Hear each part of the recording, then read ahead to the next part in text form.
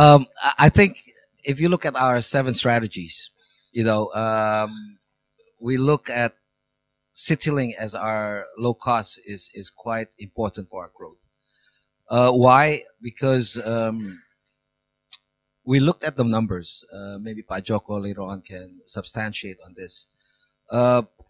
You know, Garuda, we're serving on the premium upper segment. The growth, probably it's about 8, maximum 10%, probably, in terms of going forward. But the low cost, the budget travelers, we're talking about double digits. And we have more and more people flying. Usually they take the bus, they take the boats, trains. Now they fly. So our strategy is we're going to focus on that. And I think I know right now we are looking at your aircraft also in terms of CityLink, because like Djoko was saying, there's 225 airports, and some of them have shorter runways, but the economy is growing. So we've got routes which is what I call the low density, but a high yield. And we're going to deploy the turboprops in those areas. By design, we don't want to brand it Garuda. That's why we branded CityLink. You know, because we really want to brand Garuda for the premium upper segments in terms of our strategy. But it doesn't mean it's not going to be profitable. Maybe the margins are higher. If you talk about margins, percentage-wise, are higher than Garuda itself. So that is our strategy going forward. And I do hope that Pak Djoko also will continue to expand the airports, the runways. I mean, we've started our first CRJ 1000 Bombardier. We're placing all those. We're getting 5 this year. We're putting it in Makassar to serve the Sulawesi area. The next 5, it's going to be in Medan early next year. The next 5 also is going to be in Balikpapan. So continuously, we're putting all those aircraft, and then we're going to add the turboprop hopefully next year. Thank you. Thank you, Fabian. Djoko, anything to add to that? Yeah, regarding the role of CityLink, as we understand that the whole Indonesia, more than 60% the traffic concentrated on the western part of Indonesia. The eastern part of Indonesia, with more and more islands, needs the accessibility, need the air transport. And the most preferable for the people in that area, smaller aircraft, feeder route or maybe commuter. And in that area, I believe the money is much bigger than on the western part. Too much player on the western part. The eastern part is not so many. So there's a good chance for CityLink to develop their traffic on the eastern part. Thank you. Just to continue this theme a little bit of growth and growth across Indonesia. Obviously, all the main airlines in Indonesia have got some very big aircraft orders. You talked, Emir, about your fleet growth plans. There was that huge Lion Air order. You talked also a little bit about infrastructure constraints, airports. That's obviously a worry. But what about other infrastructure issues? Air traffic control, pilots. Are you going to have enough pilots? You're going to have enough engineers, and so on to support that scale of growth?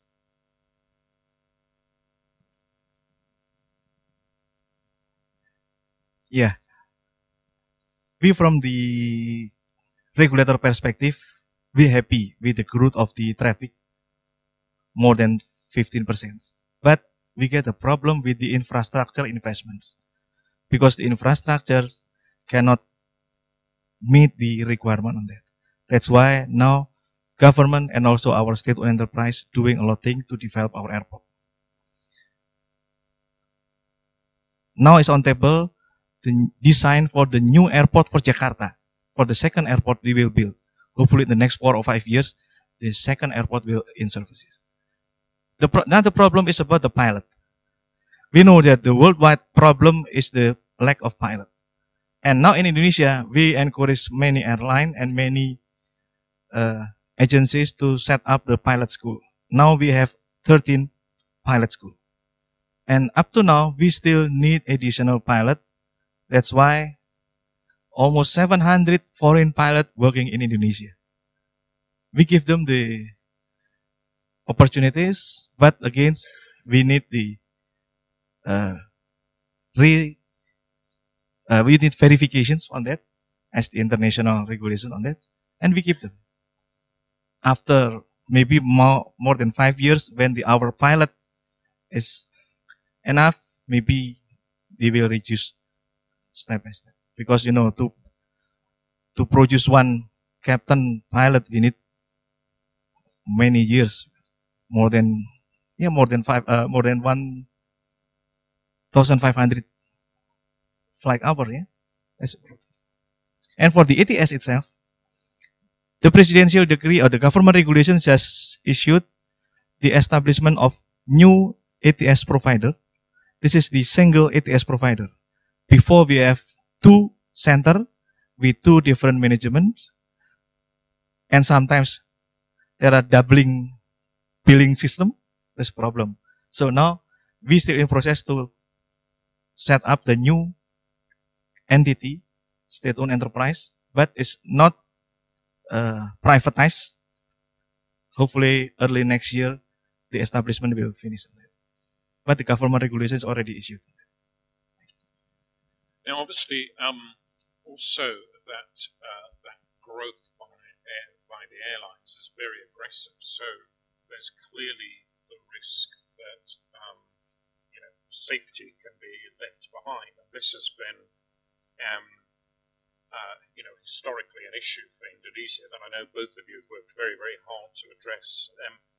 How are you going to stay on top of the safety aspects to ensure that Indonesia's reputation, continues to improve, and customers can have confidence that wherever they fly in Indonesia, they're going to fly safely? Yeah. Safety is one of the most prioritized matters on the aviation. The growth going fast, the aircraft arriving a lot, but if there is no safety measures, means nothing. That's why for the safety aspect, we do a lot of things. As I said on my presentations, that's now the government concentrate acting as a regulator and the operator. The problem is not only shifting the people from the regulator to be a real regulator, but also from the airline. We try to encourage the airline to set up the internal capacity in monitoring, surveillance on the safety aspect. So that can doing an exercise on the safety aspect by themselves and supervised by the GCE. And we work together with the airlines. Now we still in process to lifting up the EU ban, but not only for certain airlines, but for the whole, the regulator and also all the operator. We do that. And we already comply with the IQ audit. Now we still in process also with the FAA, because hopefully next year Garuda will go to US, right? So we're doing a lot of things. So we work together with the airline on this. And Emir, could you maybe talk to us a little bit about how you've strengthened the whole safety setup in Garuda, both coming from where you were, but in preparation for that lifting of the EU ban, trying to reintroduce services to the US, which is obviously very important for you.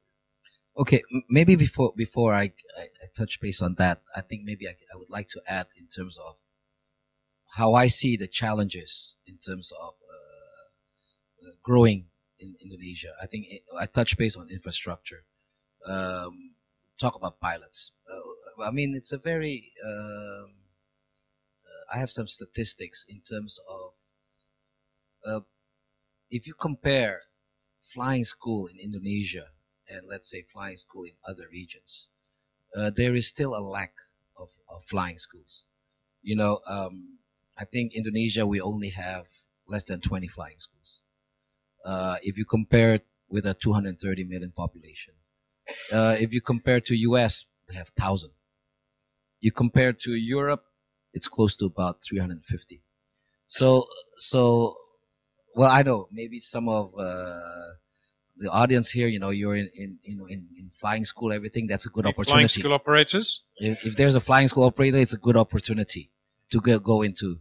Boeing just announced that they're working together with the ministry in terms of building the capacity of the flying school. Garuda, we're also looking at flying school. We're working closely because we need about 150 pilots every year in terms of growing. As of we're talking today, we have in Garuda we have 230 pilots still not yet being deployed because they're still being trained. They've already graduated from the flying school, but they need to have some training. They need to be on the jump seat in terms of train them. This means in Garuda we're very strict in terms of safety. We don't really tell push our pilots to fly even if they're not ready yet. So we are building this up. On the safety level, we follow what IATA is imposing is IOSA. I think IOSA is more difficult than what other authorities are asking. So every 2 years we just been renewed. I think Garuda is the only IOSA certified airline of Indonesia. I think Maunu from IATA knows about this. So we are very strict on that. For us, it's better that we cut production capacity than trying to push our pilots to fly earlier. So we're very disciplined. EU, Garuda have no longer issue with EU.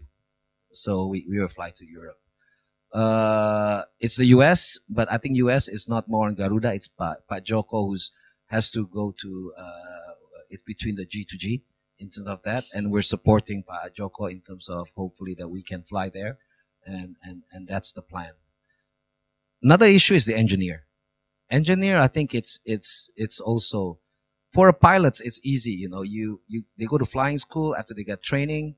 And then after probably 18 months, 20 months, they can sit on the right side as a flight officer. But engineers, probably they need about 3-4 years to really have comfort for them to, that is a struggling. And I think, Pak Djoko and the ministry also, we have like the Curug school where GMF, we work together. We have special class in terms of building up the engineers. ATC, Pak Djoko has already touched base on that. So these are the challenges that we're facing. But I always say it's a happy problem. It's a problem that, that what is worse if you have to cut production if there's no market, Now the market is growing. It's just a matter of us how to execute, how to make a proper planning in terms of, or like what Pak Djoko is saying, import, get foreign pilots. In Garuda, we also have foreign engineers to help us also in terms of making sure the maintenance are in order while we're building our Indonesian engineers also. These things are obviously the safety, having the pilots, the engineers. These are really the underpinnings to an airline. You can't do anything without these. So moving on a little bit, if I may, I think Emir, you highlighted your key focus at the moment is the domestic market, really building your position in the domestic market, and obviously the low-cost carrier expansion lion, but we've also seen apparently Mr. Fernandez is basing himself in Jakarta these days. Clearly, Indonesia is a very big focus, focus point for the low-cost carriers. Are you comfortable CityLink is able to, to fight them off, as it were, and make sure that you're your market share is going to continue to grow? They better, you know. Otherwise, I'll change the management, you know. For me, it's like this. CityLink, as I've mentioned to you, the growth is there. I see it, you know. I mean, Tony's a good friend of mine. I know him a long time ago. It's good to have those LCCs because they create the market. You know, what's suffering now is those bus operators, those train operators, even the boat. Just imagine from Jakarta to Medan, by boat, it will take you about 2 days. You fly, it will take you 2 hours. And people, after that, they don't want to go back there. You know? So LCC, they always say, you know, we teach people how to fly, right? For us as a full service, going on the more full service airline, what I say is we teach people how to fly comfortably, right? So by adding a little bit more money, you know, you get a better pitch. You know, they don't give you water only. Probably that you have to buy water, right? We give you services. So I think this happened also in Europe, you know, with Ryanair, when they come in, they built, they built the market. So the key for us is be efficient. So you have a very efficient operations in terms of having your costs down. So, but at the end of the day, and as I was sharing to you about Indonesia going forward, you have the middle class going up. They want to fly comfortably, you know. So the market is there. So I'm sure CityLink, we have an ambitious plan also. They have to reach about 50 aircraft. You know, Pak Djoko, you know, they've been always bothering Pak Djoko about, you know, getting routes and everything. But the market is growing. So I think all of us in Indonesia, low cost and full service, we can grow together. And in terms of teaching people, you know, how to fly, just to pick up on that point a little bit, clearly there's certain infrastructure challenges, you know, around booking and also the payment side. You know, most people don't have credit cards, most people don't have bank accounts. How are you solving those sorts of issues? Yeah, I think distribution is an issue. Indonesians, you know, the difference between low cost, say in Indonesia and outside Indonesia is agent is still it's basically supporting it, you know. So I think that's been experienced by other LCCs, and we found it also in CityLink. But I think the approach is because of the volume, they managed to get lesser commissions in terms of that. But we also expand our network through banks. So by having call centers, and then they pay through ATMs, or by, you know, Indonesia, they're very good in terms of using this mobile phone. I think Indonesia is the largest. Yeah, the mobile technology. So you pay, like for example, banks, you can pay airfares through the mobile also. You know? So that's one thing that how we expand our distribution. Some questions from the floor. Bara?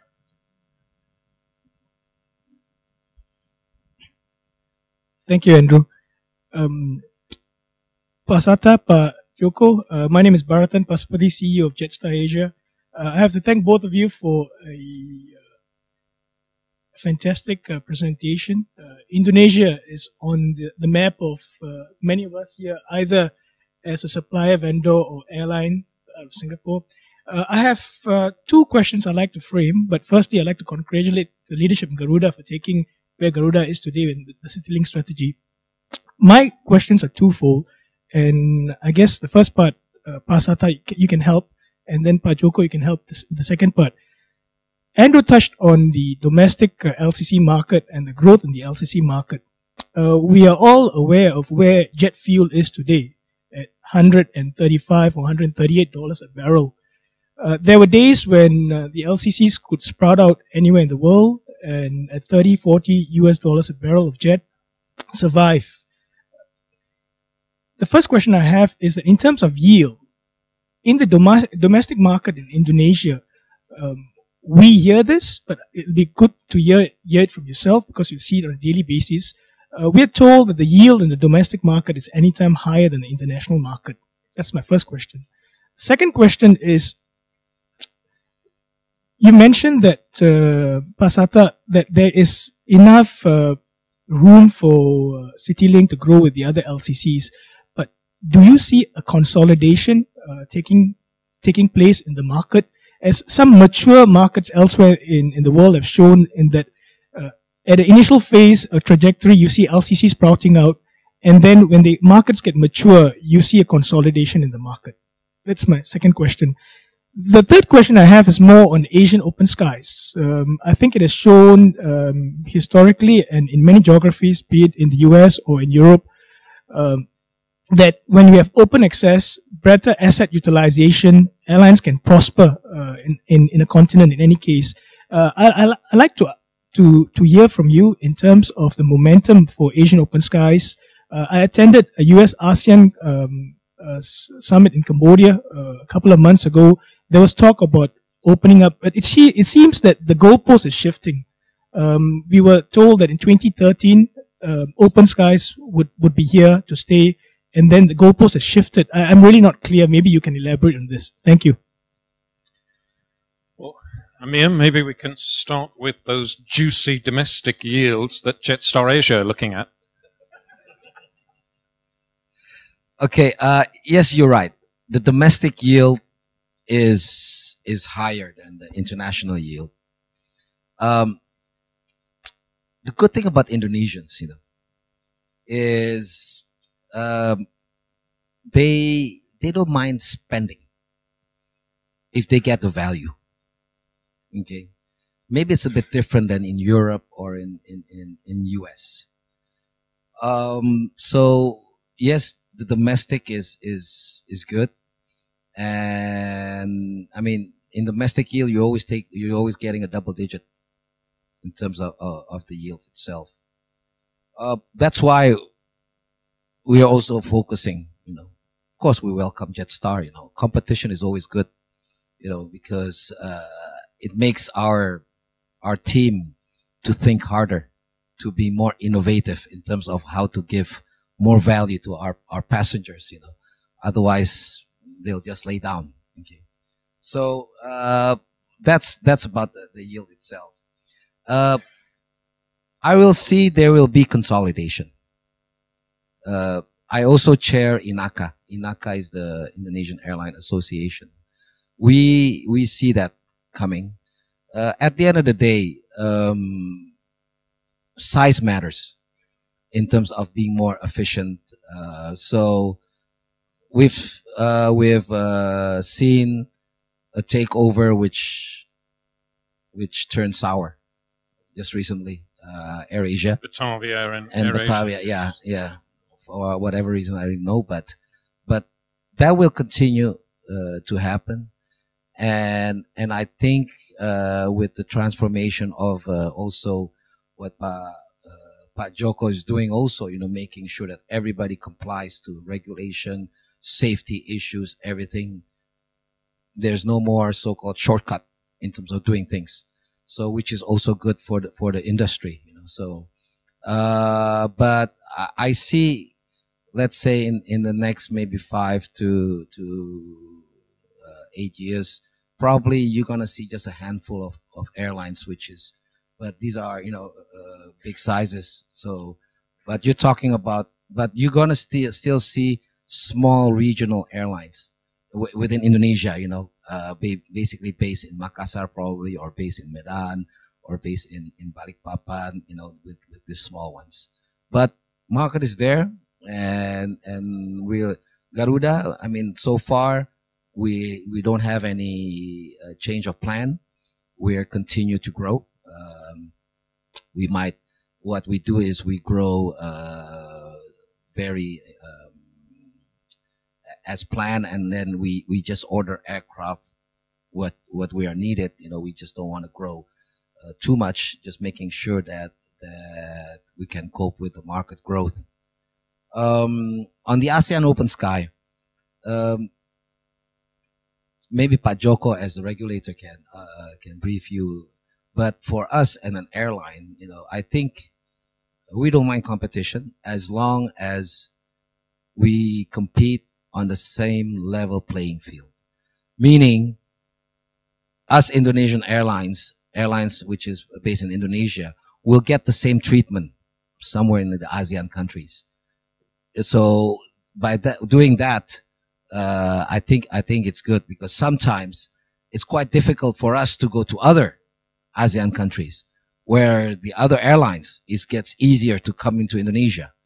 It's also happening in the banking sector. You know about this. You know, the banking sector is so hard for Indonesian banks to open branches to the other ASEAN countries, but it's so easy the ASEAN banks to come into Indonesia. So these are the things that we're always asking the regulators to make sure, because I'm a believer competition is good, and by competing, you know, it gives better services for the passengers. Djoko, could we ask your view on the civil aviation view on both consolidation but also progress on open skies? There are some suggestions that Indonesia may not be ready by 2015, so welcome your guidance. Yes. Regarding talking about the full service and LCC, and from the government point of view, both type of business is not competitor each other. They complement each other. They have their own market. Of course, Pak Emir said that the LCC is creating demand, yes. And in the due course, part of the LCC customer will go up. And if they go up, they will use the full service. Because that's not matter of the type of business, it's matter of the lifestyle of the people. Some people, they have their lifestyle as a cost efficient, and the other people is cost effective, in my opinion. With the cost efficient, they try to, what's the cheapest way to go there. But the effective people, whatever you want to charge, as long as my need is fulfilled, it's okay. And in Indonesia, it's growing well. For your information, the 100 million people of medium class, according to World Bank, is a significant and a powerful market. So we have to consider that. So it's not necessary to create a lot of effort, because the market is there and the lifestyle is there. Regarding the open sky 2015 is a must.